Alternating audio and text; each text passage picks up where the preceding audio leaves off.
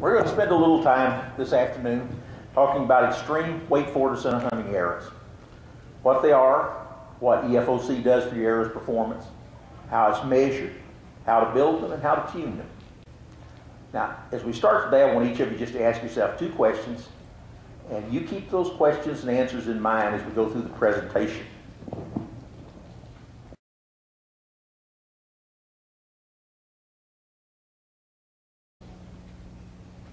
Now we're going to go through a series of charts, graphs, very boring stuff. You don't have to try to remember any of the numbers.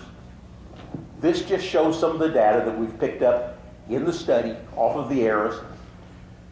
And this first chart is looking at shots with a 40-pound recurve. The target animal is Asian buffalo. There are 12 arrows in each group, so it represents 48 arrows. And we have an ultra EFOC error at a below threshold weight, 620 grains.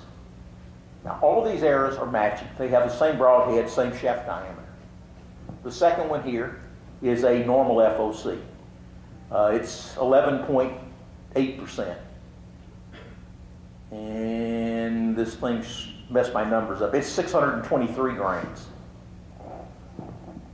So it's 3 grains heavier than this one. These two are both above threshold EFOC errors, 26.2% and 25.7. 691 grains, 723 grains. What we were looking at here was, does EFOC, or the amount of FOC, have any effect on the heavy bone threshold? And what this is telling us from this particular series of tests, no effect. We have a 50% bone breaching rate below threshold, 100% above, regardless of the FOC of the error. And we used the 190 grizzly in these tests, as in all the tests that are upcoming in the graphs, because that broadhead has been in the test ever since the original tall study in the early 80s. So we have an immense amount of data and a huge amount of data on the heavy bone threshold. And we know with that broadhead that the heavy bone threshold is virtually precisely at 650 grains. At 650 grains, it jumps from a 50% breaching rate on heavy bone to 100%. Boom, just instantly. Every broadhead shows this jump, the heavy bone threshold. But it won't always show that magnitude of jump. A poor performing broadhead might go from below threshold a 15% bone breaching rate and above threshold to a 25%. But that's here or there. Now this I just did as a cumulative graph because we have a whole bunch of tests. We'd have bars scattered all over there. It makes it hard to see. With the 82-pound bow, we did a lot more tests with it. And all we're showing here was that it's cumulative. In all of the errors between 600 and 650 grains, we have a 50% bone breaching rate with that same broadhead. And 650 to 725, we have a 100% bone breaching rate. So we got exactly the same outcome with the 82-pound bow as we did with the 40-pound bow. Test studies the same on both. They're Asian buffalo, freshly down. And this just gives you some comparisons of force and energy between them. What I did was pick one of the 620 grain arrows from the 40-pound and a 620 grain arrow that was tested from the 82-pound. And you could see the difference in force, or the momentum of the arrow. Substantial difference. Yet the bone breaching rate for both is 50%. Down here we have the same 2 arrows and the kinetic energy. Substantial difference between them. Still, the bone breaching rate for both is 50%. So it's easy to understand when you understand what heavy bone threshold is, why it has no effect. But we needed to test it and see if it had an effect and verify it, because you never know when you do the test what you're going to come out with. But as it worked out, it shows no effect whatsoever. The heavy bone threshold reflects the mass of the error. It has very little influence by the momentum of the error or the kinetic energy of the error. That's because it has to push the bone long enough to overcome any movement of the bone from the attachment and any flexion of the bone so that it can breach the bone. So that's why the heavy bone threshold is mass dependent and these factors don't affect it. However, if we look at the outcome penetration from that 40-pound bows test, this is for all shots. Lo and behold, 620 grain Ultra EFOC era has the highest average penetration, and that's including the 6 errors that failed to breach the bone. Now, what does that suggest? When it's able to breach the bone, we're seeing a massive increase in post-breaching penetration with the EFOC error. This is a normal FOC error, matching, same profiles on all these errors, same broadhead. This is 623 grains, so it's 3 grains heavier. 50% breaching rate, same breaching rate. But you see we have very little low penetration with the normal FOC error. This is our above threshold EFOC errors. If we look at just the 6 errors from each of those 2 below threshold groups that managed to breach the bone, this is what the penetration looks like. All of a sudden, that Ultra EFOC error shows immense penetration increase over all of the other errors. The higher the FOC is getting, the higher the penetration is getting. And what we're looking at here is 2 sets of matched errors from the 40-pound bow to from the 82-pound bow. So we have an Ultra EFOC error right there at 620 grains. The error we're just looking at, 31.9% FOC, and compared against that 623 grain error. And we've broken out all the parameters. This is the minimum penetration, the maximum penetration, the average penetration, and the median penetration for the post-breaching shots. Now, all of the errors in both groups here are below threshold, so we're looking only at the 6 shots in each group that managed to breach the bone. But you can see that the Ultra EFOC error at all parameters, minimum, maximum, average, and median penetration, far outdoes the normal FOC error. When we go to the 82-pound bow, we have an EFOC that's at 25.3% FOC. And then we have a high FOC, 15.6% error. And again, you can see that in all parameters, the higher FOC error outdoes the high FOC error. So we have the EFOC error here with its minimum, maximum, average, and median penetration compared to a high FOC error at 15.6% FOC. Now, there is 0.04 difference in shaft diameter between the 82-pound bow and the 40-pound bow, which is not a great deal of difference, but that difference does exist. Other than that, those errors match. It's quite interesting to look at the Ultra EFOC error from the 40-pound bow compared to the EFOC error from the 82-pound bow. They actually compare very favorably. As a matter of fact, if we look at the minimum penetration and the median penetration, the higher FOC error from the 40-pound bow outdid the EFOC error from the 82-pound bow. Now we've got a series of about, I think, 3 or 4 graphs here that compares EFOC errors from lighter bows against the performance of... Can I ask you one question on that last? Sure. Slide? We'll go back. Your 40-pound bow is a recurve, your 80 pounds a long bow. Does that play into it at all? Do what? You said your 40-pound bow is a recurve and your 82-pound is a long bow. No, because we're basing everything off of, really, when we're doing the study, off of impact force.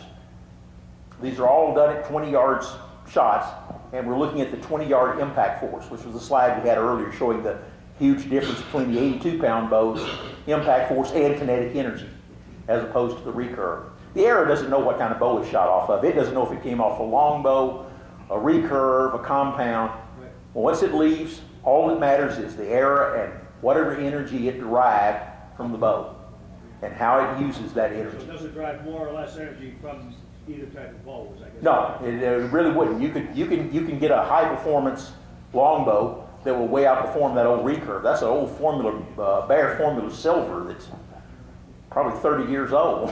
So it's not exactly a high performance bow itself. Yes. Where is there a threshold where the amount of speed that arrow leaves the bow at? Is there a point where it doesn't make any difference how much more speed it has? Not that I can tell if you're talking about a given arrow. Anytime you have a given arrow, you drive that arrow faster, it's going to have more energy which is going to relate to more force or more momentum when it hits, if everything is tuned exactly between them.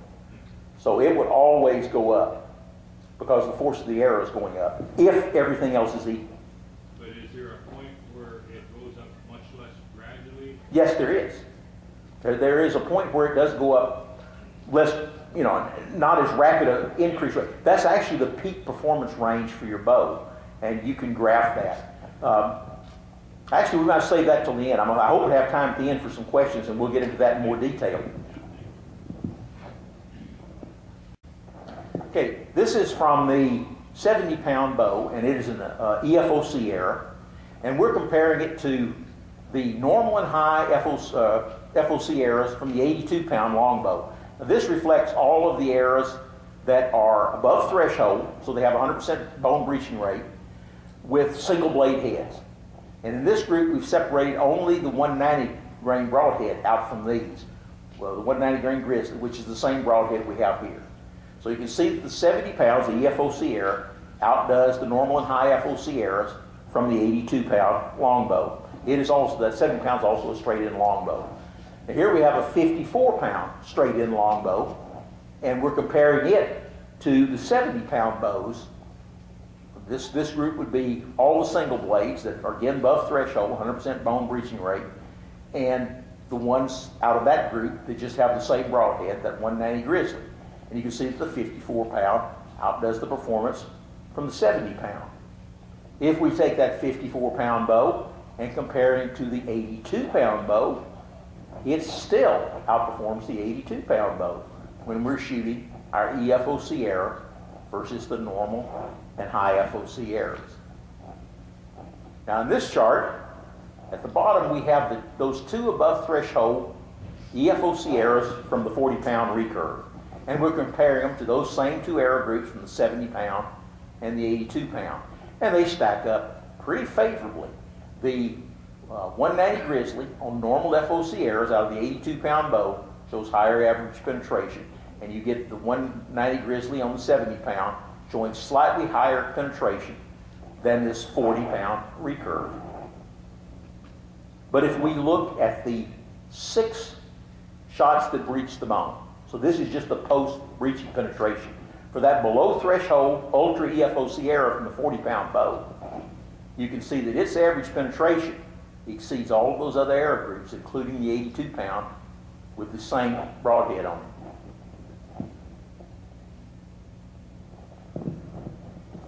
Now this slide is one we're looking at force again, but this is 3 matched arrow groups from the 82-pound longbow, with the exception of this one over here. There's a long story behind this one.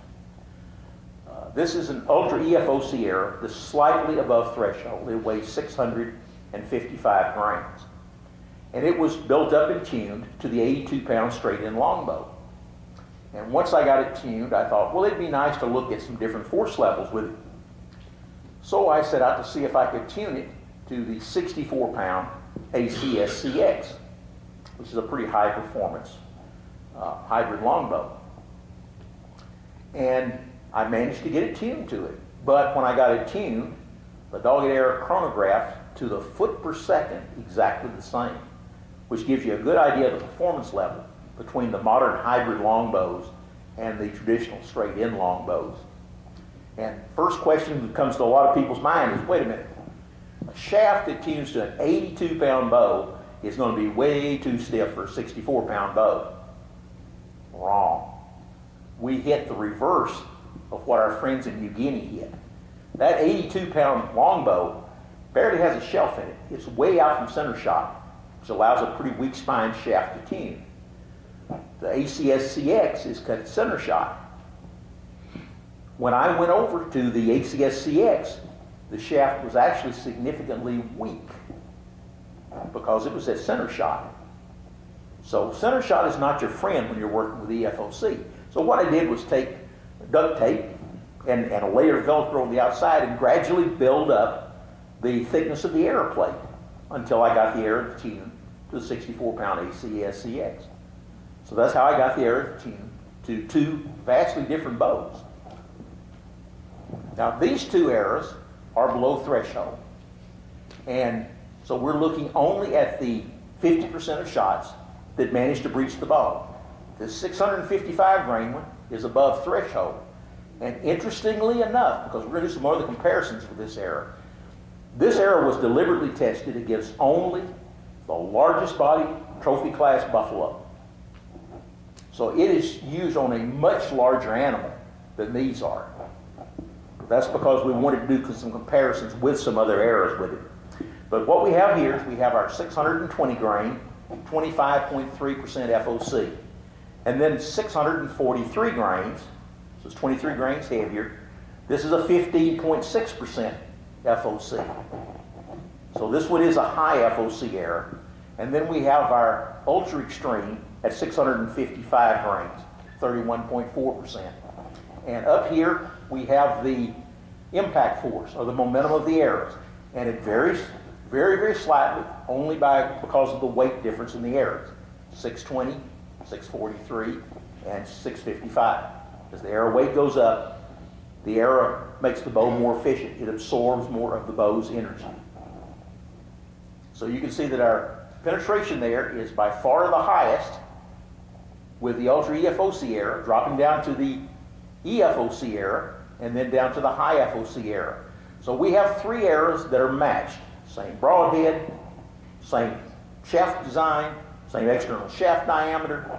Everything's the same. The force falls in a very, very narrow range, only changing by the very slight difference in the weight, yet we have a marked difference in the penetration depending on the FOC of the arrow. This is the same graph showing the same thing for the kinetic energy, that the kinetic energy does not change except very, very slightly because of the weight of the arrows. The heavier the arrow, again, the more efficient it is, the more energy is derived from the bow, and so that it has a little bit higher kinetic energy. And we have the same thing, of course. The penetration there, the highest, drop down in FOC, drop down in FOC, lower penetration. So we decided to look and see if we could compare this Ultra EFOC error to the outcomes from some other sets of errors. So this is again showing the minimum, maximum, average, and median penetration for that Ultra EFOC error. It's above threshold, 100% bone breaching rate. Shot on only the biggest, toughest of the buffalo. This reflects all of the error groups that are above threshold, 100% bone breaching rate, with the same broadhead from the 82-pound longbow. And we're looking at all of the errors in this one from 650 to 725 grains. And you can see that our Ultra EFOC error, even though lighter, outdid all of these. Now this group includes the EFOC errors. So it's all errors, except for this Ultra EFOC error from the same bow. So we raised the ante a little bit. This is that same error, our Ultra EFOC, 655 grain, against all of the errors that are between 725 and 900 grains. All carrying the same broadhead, it's only the 190 Grizzly in comparison. You can see in all categories, minimum, maximum, average, and median, it far exceeds it. So we went through the database, which is pretty extensive. It's got an awful lot of errors, an awful lot of shots in there, looking to see if we could find a match for this error. And we found one. Pretty close match. As it turned out, it's a very fortunate one too. This particular error, as far as its test shots, are all conducted on large trophy-sized bulls, the biggest body bulls. So we have a direct comparison. They were tested on the same class of animals. And you can see in all categories, they compare very favorably from minimum, maximum, average, and median penetration. Now there's quite a bit of difference in the errors. This error weighs 967 grains, and it's an EFOC error at 19.8%, just barely into the EFOC range. So you can see with the much higher FOC, this thing is giving up 312 grains in weight difference, and it's giving up quite a lot of difference in the impact force because it's a lot lighter error. It has a momentum of 0.474, and over here we have a momentum of 0.546. So quite a bit of difference in the impact force, yet the outcome penetrations between them compare very, very favorably between these two arrows. The big difference is we have an 11.6% FOC advantage, this Ultra EFOC arrow right here.